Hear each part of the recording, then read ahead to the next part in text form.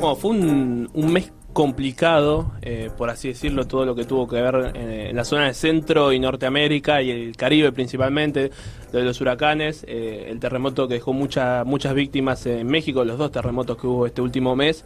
Y bueno, qué mejor que hablar con un meteorólogo para que nos pueda explicar mejor sobre estos temas. Ya estamos en contacto entonces con Alpio Costa. ¿Cómo va, Alpio? ¿Todo bien? Te saluda Franco. Hola Franco, ¿cómo andás? Bueno, primero que nada, muchísimas gracias por atendernos. A mí me surge la duda de este tema de México, de los dos terremotos tan seguidos que hubo, si Sí. puede ser que haya habido una relación entre ambos, el que ocurrió hace 2 semanas de 8 puntos y algo y este de 7,1 puntos, si tienen Sí. que ver o son dos fenómenos totalmente independientes. Déjame, Franco, antes que de responderte, hacer una salvación. Que de todas maneras lo voy a poder hacer, pero el tema del terremoto, a la hora de hablar con un especialista de fondo, es un geólogo el que te va a dar la respuesta final. De todas maneras, dicho esto, yo soy meteorólogo, pero trabajo con geólogos en el Instituto Antártico, por lo tanto, bueno, te puedo responder a tu pregunta, porque tengo trabajos en conjunto con geólogos, lo que, bueno, obviamente, sin la autoridad de un geólogo, pero conociendo parcialmente el tema, puedo evacuar dudas, ¿no? Déjame responderte a la pregunta puntual que hacías, si el terremoto fuerte de los últimos días que generó lamentablemente un saldo de muertos, de tantos muertos, se habla, por lo que yo vi, de casi 300 muertos, tiene que ver con el del 7 de septiembre, cuando estaba al mismo tiempo el huracán Irma. Sí, según me han dicho geólogos, de hecho probablemente tenga una relación, sea el último terremoto que fue más fuerte de 7,1 sea una consecuencia del 7 de septiembre, y tiene que ver con que el del 7 de septiembre fue originado por un reacomodamiento de las placas tectónicas, pero no se terminaron de reacomodar y eso generó un nuevo movimiento telúrico más fuerte todavía el 19 de septiembre. Sí, bueno, y eso, los famosos que hablan de las réplicas, por ahí lo que a mí en particular, y también sin saber tanto sobre el tema, lo que me llamó la atención es que uno por ahí espera las réplicas en la misma semana o en los mismos días, y esto como que había pasado ya, uno por ahí se había olvidado y de vuelta vuelve a suceder lo mismo. Exactamente, de hecho, bueno, vos sabés que siempre a un terremoto de alta magnitud es normal que le sucedan réplicas, Sí. No durante horas, durante días a semanas, Sí. semanas. Si el terremoto es extremadamente fuerte, pueden llegar a ser meses las réplicas de un sismo. En este caso de 7,1, que es moderado a fuerte, no es extremo tampoco, para que ustedes tengan una idea. Recordarán el del 2010 en el sur de Chile, sí. Ese fue de 9 grados, Sí. o sea, este es México, fue fuerte, pero no fue un terremoto extraordinario tampoco. Así todo, hubo réplicas fuertes, hubo otro terremoto de 6,8 que se la podría considerar una réplica fuerte también. No hay una fórmula exacta para saber si las réplicas, primero, cuánto van a durar exactamente, y tampoco cuán fuertes van a ser. Puede darse una réplica fuerte, a veces casi tan fuerte como el terremoto, como se dio en este caso, o a veces no, y las réplicas son todas débiles, ¿no? Por lo general, a medida que pasan los días o las semanas, ya cada vez son más débiles las réplicas, ¿no? Hola, Apio, te habla Agustín Juárez, ¿cómo estás? Hola, Agustín, ¿cómo andás? Bien, bien. Antes que nada, el del sur de Chile era el que se dijo que se sintió hasta Buenos Aires, ¿no? Sí, exactamente. Fue a fines de febrero del 2010. Sí. Ese fue fuerte. El centro-sur de Chile, el terremoto fuerte. El caso de Chile lo conozco personalmente porque yo de niño viajaba ahí. Ajá. Y te digo que el anterior, que afectó el centro de Chile, el epicentro fue cerca de Valparaíso, fue en el año 85. El mismo año en el que México vivió el histórico terremoto el 19 de septiembre. ¿Qué pasó? El 2010... Chile volvió a tener en la zona central, donde está la mayor parte de la población, centro y centro-sur, volvió a tener un terremoto tan fuerte como el del 85 o más en el 2010, y en México el del 85 volvió a repetirse ahora 2017, ¿no? Y fíjense lo paradójico que el mismo día, un 19 de septiembre, ¿no? De hecho, habrán visto ustedes, y quienes escuchan habrán leído, que 2 horas después de terminar los simulacros, debido al aniversario del terremoto del 85, 32 años, Sí. se dio este terremoto, el de 7.1, ¿no? Y para los que no sepan, ¿qué diferencia hay entre terremoto y sismo? Que mucho se habla. No, ninguna diferencia. Terremoto y sismo son dos nombres diferentes de llamar exactamente lo mismo. Temblor en general ya se le denomina al mismo fenómeno, pero cuando es más débil. Por lo general debajo de 6, ya arriba de 6 comienza a ser significativo y ya hablamos de terremoto. Y sismo en verdad es una generalización del fenómeno, sea temblor o terremoto. Ustedes saben que se mide según la escala de Richter, Claro. que va desde 1 hasta 10, pero el más fuerte registrado en la historia fue de 9,5, que fue en Valdivia en el año 1960. Y vos también mencionabas cuando hablábamos de este nuevo terremoto en México, el tema del huracán. Claro. Irma en su momento y ahora también María, y mucha gente por ahí se empieza a preguntar, ¿tendrá alguna relación este hecho de que el fenómeno natural de los huracanes con el tema de los terremotos, o es No. algo que no tiene nada que ver? No, es algo que no tiene nada que ver, porque te podría llegar a decir que quizás el calentamiento global con el huracán y con los terremotos, pero entre sí seguro no tienen absolutamente nada que ver. Los huracanes, bueno, obviamente se dan en la atmósfera, y el terremoto, fíjense que el epicentro son kilómetros por lo general por debajo de la superficie, o sea que no están para nada en absoluto relacionados. Y este fenómeno que ocurre siempre septiembre, octubre, de los huracanes en esa zona del Caribe, que hay algunos que llegan Claro. a Estados Unidos, ¿tiene algún hecho que se genere en ese mes? Porque yo, por ejemplo, había leído que es algo que proviene desde el desierto del Sahara de África. Muy bien, claro, exactamente. En verdad se originan los huracanes en el este del Océano Atlántico. Digamos, ¿vieron la panza del continente africano? Sí. Bueno, sobre el Atlántico, pero cerca de la panza de África. ¿Qué pasa? Vos tenés humedad, océano caliente, toda esa humedad que sube por corrientes ascendentes, cuando le llega el aire del desierto de Sahara, hace que empiece a combinarse todo y a girar, a circular. Toda esa humedad ascendente del océano combinada con aire que viene horizontalmente del desierto del Sahara. Se combina, empieza a generarse una rotación, una circulación, y cuando ya hay mucha humedad y eso va adquiriendo mucha fuerza, etcétera, etcétera, se empieza a generar entonces el huracán con su típico movimiento de circular, ¿no es cierto? En verdad primero es una onda tropical, después es una tormenta tropical, y después ya a partir de cierto momento se empieza a hablar de huracán. Y eso se va moviendo sobre el Atlántico hacia el oeste, hasta que llega, todos bien saben, a las islas del Caribe, y eventualmente puede llegar a golpear Estados Unidos, como pasó con Irma, ¿no? Y la potencia de estos vientos, ¿cómo se empieza a regular? Porque todos te pueden llegar del mismo lado, pero algunos con más fuerza y otros no. ¿Por qué? Los huracanes, bueno, Sí. eso, ¿por qué hay huracanes más fuertes que otros? Eso tiene que ver con la misma formación de cada huracán. Cada situación es única, y la fuerza de los huracanes, de los vientos huracanados, tiene que ver directamente con la presión que haya en el ojo. Mientras más baja sea la presión en el ojo, más fuertes van a ser los vientos de los brazos, entre comillas, del huracán alrededor del ojo.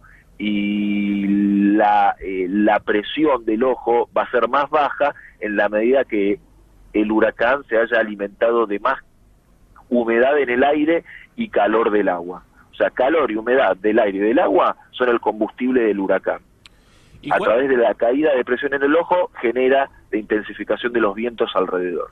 ¿Y cuál es la situación actual del huracán María, el último que estuvo afectando esta zona del Caribe, Exacto. ayer en Puerto Rico? Claro, vino enseguida después de Irma, y recuerdan que detrás de Irma venía José, se perdió hacia el Atlántico Norte, y después ya vino María, que golpeó en los últimos días Puerto Rico, la costa norte de República Dominicana, y ya ahora todavía está como huracán hasta donde vi el día de hoy, ya se está perdiendo hacia las Islas Bahamas, pero ya es probable que a partir de mañana, estimo, deje de ser huracán y comienza a ser ya tormenta tropical, y bueno, se empieza a debilitar en la medida que empieza a encontrar aguas más frías ya en su camino, ya están yendo hacia el Atlántico Norte, ¿no? Y a mí otra duda que me surge también por este tema de los huracanes. Recuerdo hace pocos años un huracán que a mediados de noviembre, si no recuerdo mal, azotó la ciudad de Nueva York. ¿Es posible que por ahí lleguen hasta tan al norte de los Estados Unidos, cuando generalmente uno dice Miami, Nueva Orleans y esa zona? Claro, porque ya en Estados Unidos el agua es mucho más fría, cambia mucho la temperatura del agua entre Miami y Nueva York. Hay un cambio muy, muy brusco en esa distancia. Entonces, claro, cuando ya está a la altura de Nueva York ya se debilitó muchísimo, pero puede pasar por determinadas características del huracán en cuestión, muy fuerte, muy grande, muy alto, etcétera, etcétera, que llegue muy fortalecido todavía a Nueva York. Pasó en el caso que vos dijiste, y con el caso de José no estuvo muy lejos. Digo que José hasta el día jueves todavía tenía una forma impresionante y no estaba nada lejos de Washington, Nueva York, pero estaba sobre el océano, por eso no afectó mucho, le habrá dado mal tiempo y no mucho más, y por eso quedó ahí y no traspasó en los medios. Pero insisto en que no estuvo demasiado lejos y estuvo bastante más cerca de la costa, José, de lo que los pronósticos lo estimaban. Pero bueno, quedó ahí y no pasó mayores, ¿no? Cambiando de tema de esto de los huracanes, en el comienzo del programa estábamos hablando ¿por qué este invierno en Argentina fue tan caluroso a comparación de otros? Bueno, mira, tuvo que ver, climatológicamente hablando, tuvo que ver con que típicamente en el Atlántico hay una alta presión, lo que nosotros los meteorólogos llamamos un anticiclón, que está asociado generalmente con situaciones de buen tiempo. Típicamente vos tenés un anticiclón en el Océano Atlántico Sur, frente a Brasil. Ese anticiclón, este invierno, estuvo más metido hacia el continente.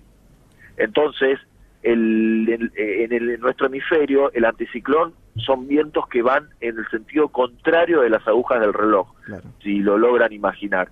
Si el anticiclón está en el océano, pero un poquito metido hacia el continente, el brazo occidental del anticiclón nos va a traer a nosotros viento del norte.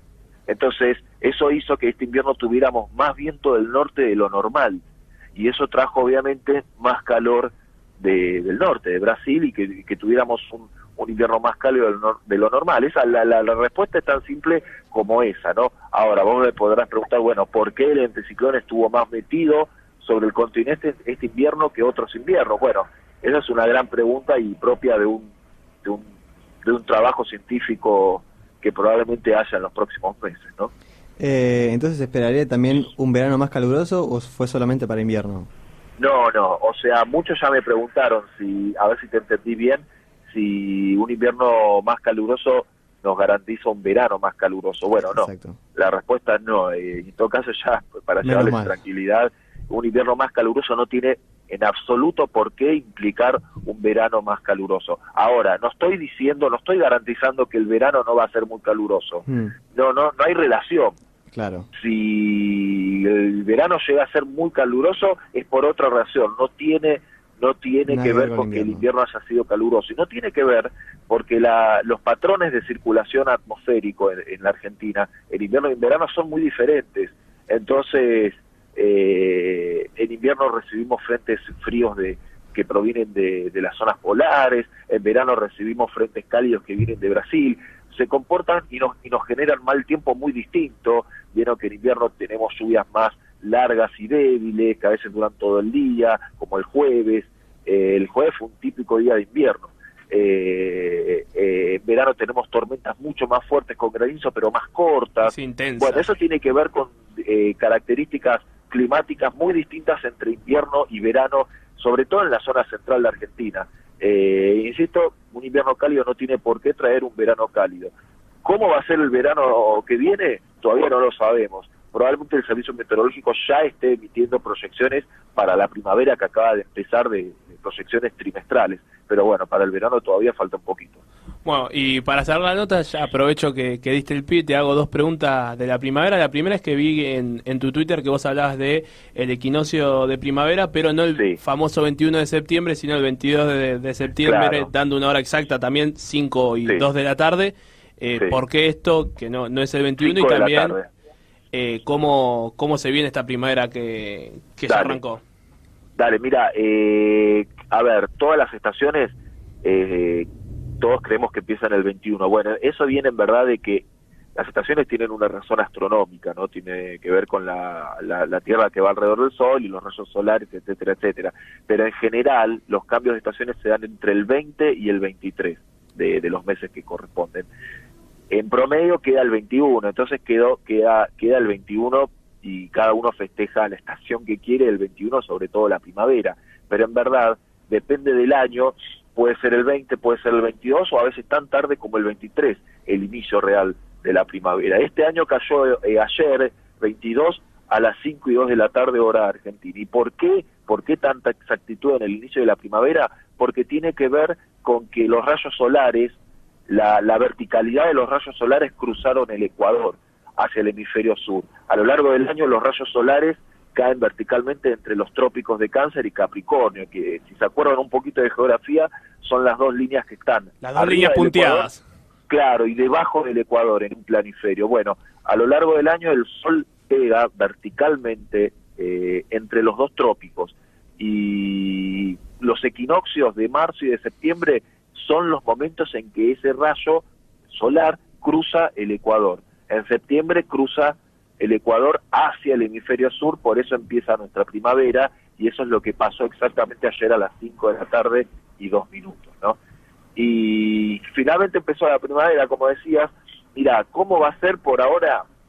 Todavía es un poco preliminar, pero según proyecciones hablan de una primavera un poco más húmeda de lo normal, por lo tanto es probable que eso traiga un poco más de lluvias de lo normal. Ahora, guarda cuando uno habla de proyecciones trimestrales, porque decir que un trimestre va a ser más lluvioso de lo normal puede tener implicancias agronómicas en el campo, pero quizás vos en la ciudad ni siquiera lo palpes, ni siquiera te des cuenta, ¿no?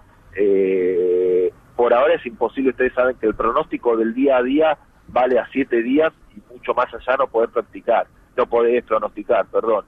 Cuando hablamos de proyecciones trimestrales, si se quiere es muy general, un poco vago si querés, pero más de eso no se puede hacer, ¿no? Es muy general, y bueno, lo que te puedo decir, eso sí, que se espera una primavera un poquito más húmeda y probablemente más lluviosa de lo normal.